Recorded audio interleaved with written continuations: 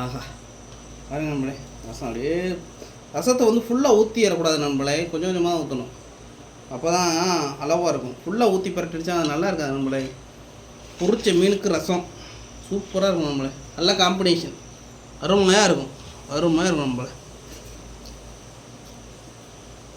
ரசம் சூப்பராக இருக்கும் நம்மளே. மீனை பாருங்கள்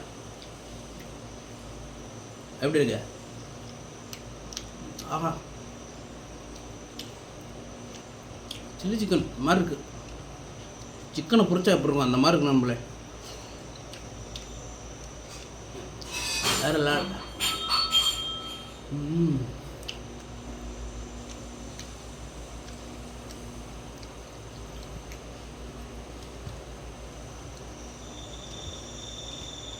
ரொம்ப டேஸ்ட் நம்மளே.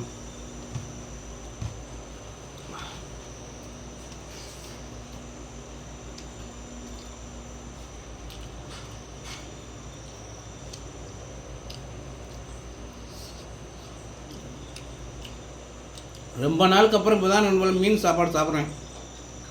ரொம்ப நாள் ஆச்சு குழம்பு நான்வெஜ் எடுத்து. நம்ம வேலை பண்ணால் தான் வேலை எடுந்தாங்க, அது நடக்கிறதுக்கு சாத்தியம் இல்லை. இப்போ தான் நம்மளே கிடச்சிருக்கு பொரிச்ச மீன். ஐட்டு நம்மளே சந்தோஷம். பக்காவும் நினைக்கேன் நல்லா இருக்குது.